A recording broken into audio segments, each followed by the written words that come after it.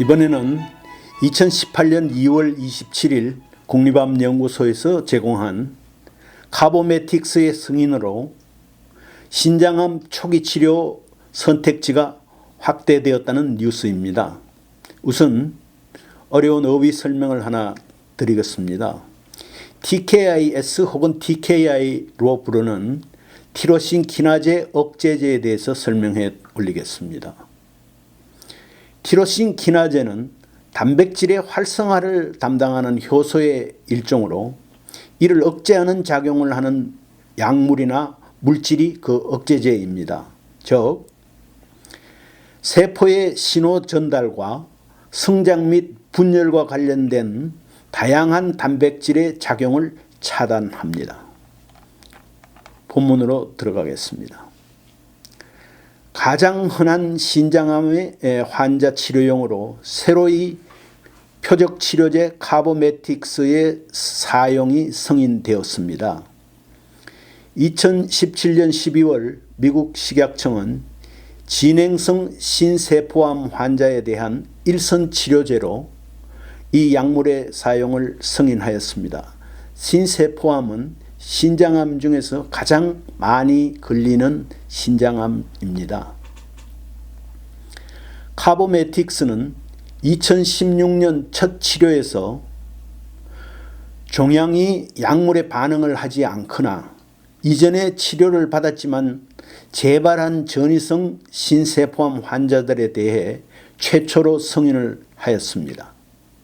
참고로 2012년 갑상선 수질암 환자 치료용으로 이 약물 카보메틱스를 제형을 달리하여 코메트릭이라는 상표로 승인한 바가 있습니다. 미국에서는 매년 6만 명 이상의 사람들이 신장암 중 가장 흔한 신세포암에 걸립니다. 미국에서 신장암의 전반적인 발병률은 증가하고 있는 반면 사망률은 최근 들어서 감소하고 있습니다. 그럼에도 불구하고 2018년 미국에서 약 15,000명의 사람들이 이 질병으로 사망할 것으로 예상이 됩니다. 우리가 6만 명이 새로이 발병을 하고 15,000명이 죽는다면 전체 사망률이 약 한 25% 정도가 될 것으로 추산이 됩니다. 국립암연구소 암연구센터의 비뇨기 종양학과 과장인 마스턴 라인한 박사는 이렇게 말합니다. 불행히도 이 암은 아직 매우 치명적인 암이라고 합니다. 그러나 지난 13년 동안 미 식약청은 다양한 병기의 신세포암 환자들을 치료하기 위해 표적요법과 면역치료제 두 종류를 포함한 수많은 약을 승인을 하였습니다. 이 라인한 박사가 말하기를 현재 환자들은 이 공격적인 질병을 치료하기 위해 일련의 선택지를 이제는 갖고 있다고 합니다. 종양 억제 유전자 VHL은 폰 히펠 린다우라는 그 사람의 이름을 딴 VHL 종양 억제 유전자가 만일 반응을 하지 않으면 아주 치명적이라는 이야기를 설명해 드리겠습니다. 투명세포 신세포암이라고 하는 가장 흔한 신세포암의 하부종 혹은 세부종은 발병 사례가 약 75%를 차지합니다. 그리고 투명세포 신세포암의 90%는 이 VHL이라는 유전자의 돌연변이가 생기거나 반응을 하지 않기 때문에 발병한다고 라인한 박사는 설명하였습니다. 25년 전 미 국립암연구소의 라인한 박사와 그의 동료들은 VHL 유전자를 확인했고 신장암에 대한 그 중요한 역할도 확인을 하였습니다. 이 VHL은 종양 억제 유전자로서 그 결과 이 유전자가 반응을 하지 않거나 혹은 침묵하면 도미노 효과를 촉발하여 종양세포의 생존과 성장을 촉진하는 유전자와 단백질의 발현을 증가시켰습니다. 그가 말하기를 이 암의 유전적 근거를 알기 전에는 전이성 질환 환자에 대한 효과적인 치료법이 없었다. 2005년만 해도 인터류킨2를 제외하고는 전이성 신세포암에 대한 전신 표적 요법은 거의 없었으며 있다고 해도 치료 효과는 거의 없었다고 말하고 있습니다.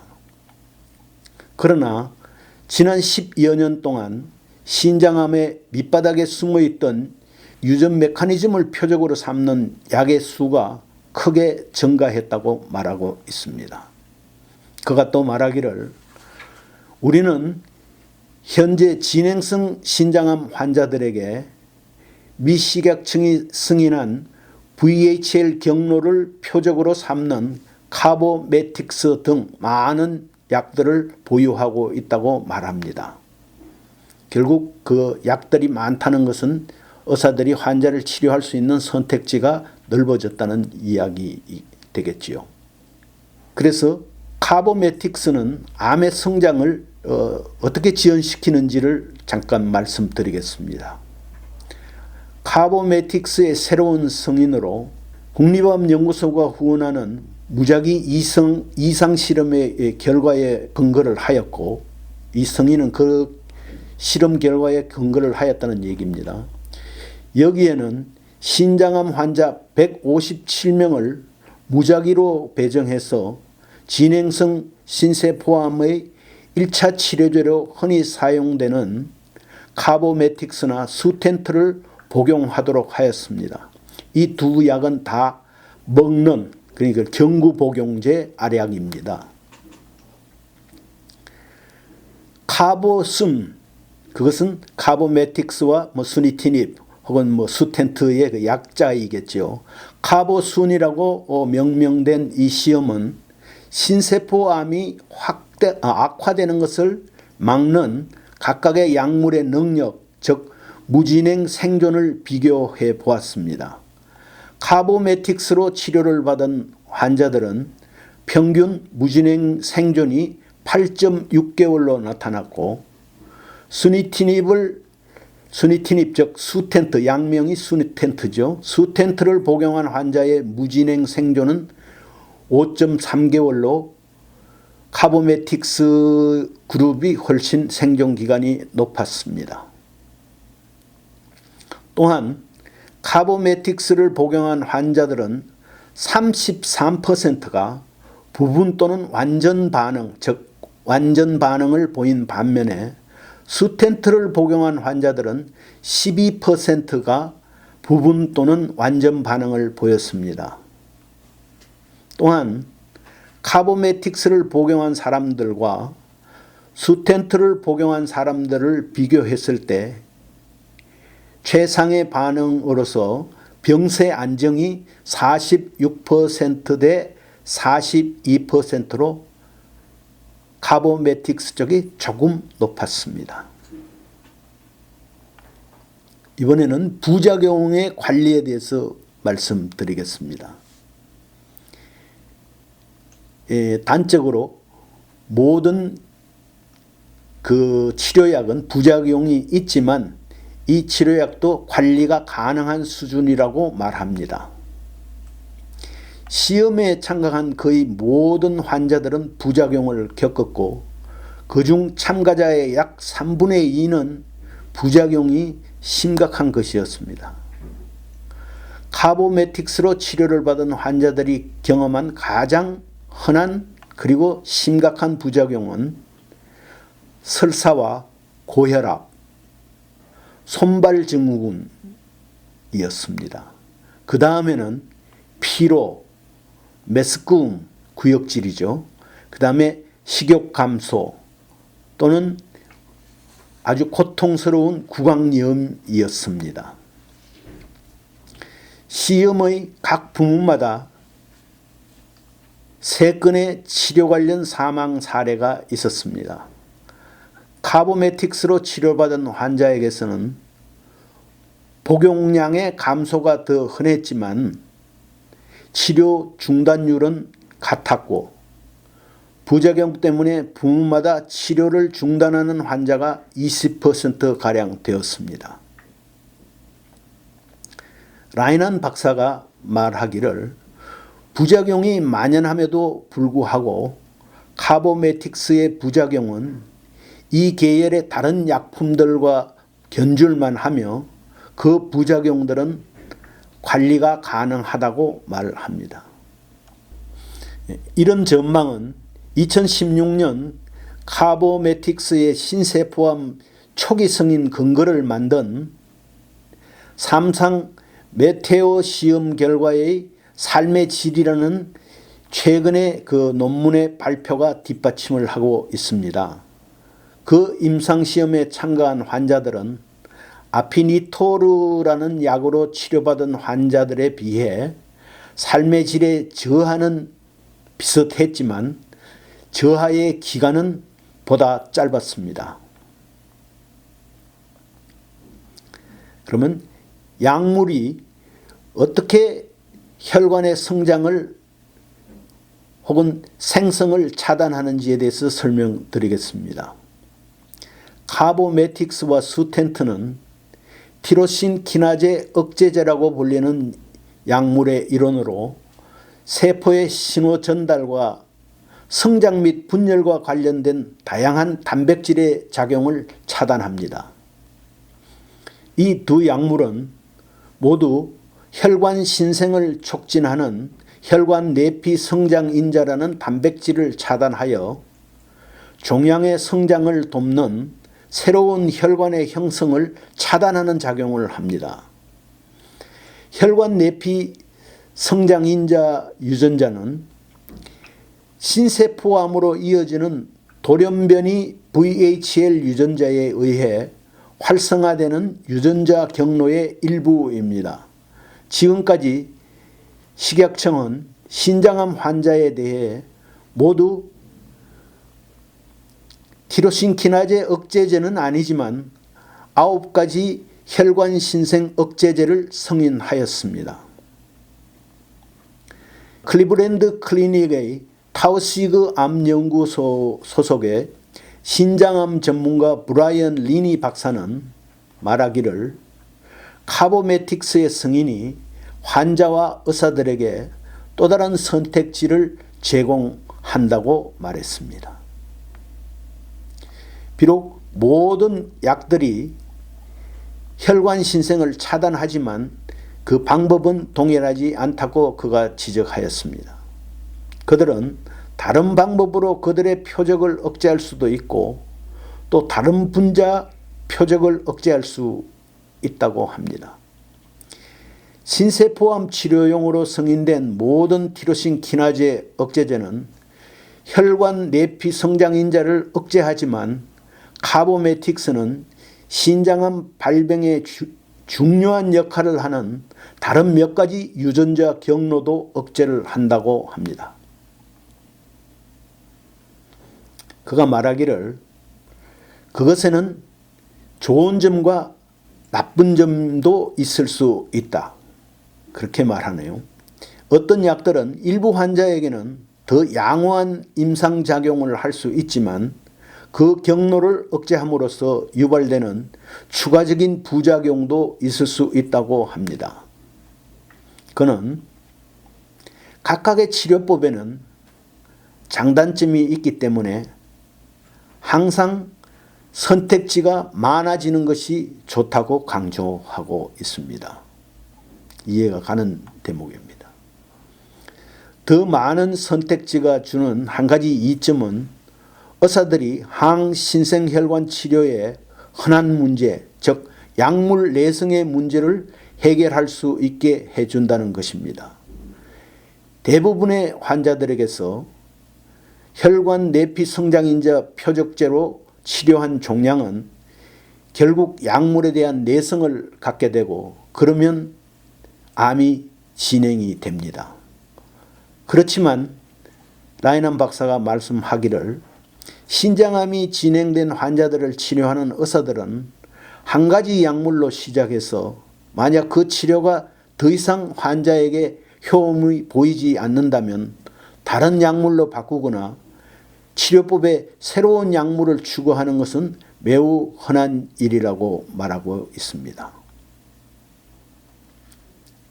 그리고 결합요법은 두 가지나 세 가지 약을 결합해서 투약하는 것이지요. 결합요법은 신장암 치료의 미래인가라는 질문을 던집니다. 리니 박사에 따르면 카보메틱스의 승인으로 신장암이 진행된 환자들에게 이용 가능한 선택지에는 또 다른 티로신 키나제 억제제가 추가되었지만 티로신 키나제 억제제와 다른 약품을 결합하는 결합요법은 이러한 환자들에게 미래가 될 것 같다고 말합니다. 리니 박사는